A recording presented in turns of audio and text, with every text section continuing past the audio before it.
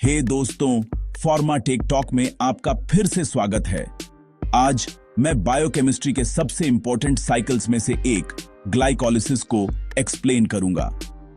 आपके शरीर में खाने को एनर्जी में बदलने का यह सबसे पहला स्टेप है और ट्रस्ट मी, एक बार जब आप इसे समझ जाते हैं तो बाकी सब कुछ बहुत ज्यादा समझ में आता है।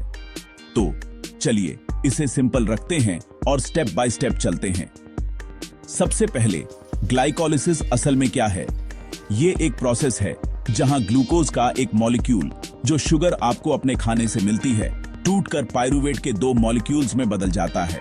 इस प्रोसेस में आपकी सेल्स एटीपी बनाती हैं जो प्योर एनर्जी है और एनएडीएच भी बनाती हैं जो दूसरी रिएक्शंस को फ्यूल करने में मदद करता है। कूल बात क्या है, यह सब कुछ आपकी सेल के साइटोप्लाज्म में होता है और इसके लिए आपको ऑक्सीजन की भी जरूरत नहीं होती। इसीलिए ग्लाइकोलिसिस एक एनारोबिक प्रोसेस है। अब ग्लाइकोलिसिस की पूरी जर्नी को दो मेन फेजेस में बांटा गया है। पहला हाफ है एनर्जी इन्वेस्टमेंट फेज। यह स्टेप्स 1 से 5 तक है जहां आप असल में थोड़ी एटीपी खर्च करते हैं ताकि काम शुरू हो सके।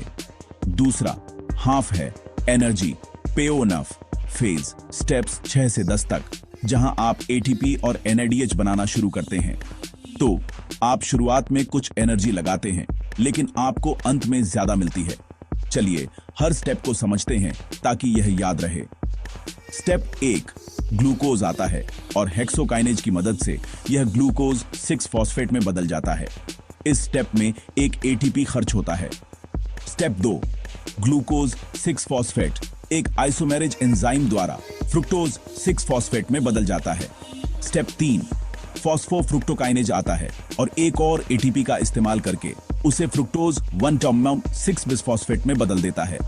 स्टेप्स 4 और 5 इस मॉलिक्यूल को दो छोटे टुकड़ों में बांटते हैं जिन्हें G3P या ग्लिसराल्डिहाइड 3 फॉस्फेट कहते हैं। अब हम एनर्जी पे ऑन फेज में हैं। स्टेप 6, हर G3P 1,3 बिसफॉस्फोग्लिसरेट में बदल जाता है और इस दौरान NAD प्लस NADH में बदल जाता है। स्टेप 7, आपको अपनी पहली एटीपी वापस मिलती है जब ANG3-BPG 3 फॉस्फोग्लिसरेट बन जाता है। क्योंकि आप 2 G3P के साथ काम कर रहे हैं तो यह डबल एटीपी है। स्टेप्स 8 और 9 चीजों को तब तक इधर उधर करते हैं जब तक आपके पास फॉस्फोइनोल पायरुवेट या PP न हो। स्टेप 10, PP आखिर में एंजाइम पायरुवेट काइनेज द्वारा पायरुवेट में बदल जाता है और आपको हर मॉलिक्यूल से एक और एटीपी मिलता है। तो एक ग्लूकोज मॉलिक्यूल से आपका नेट गेन क्या है? आपको 2 एटीपी मिलते हैं जो आपने खर्च किए उसे घटाने के बाद, साथ ही 2 NADH और 2 पायरुवेट मॉलिक्यूल मिलते हैं जिनका इस्तेमाल बाद में और एनर्जी के लिए किया जा सकता है।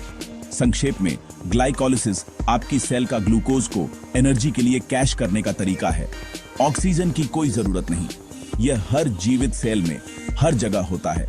अगर इससे ग्लाइकोलिसिस थोड़ा और क्लियर हुआ है तो लाइक, शेयर और सब्सक्राइब करना न भूलें।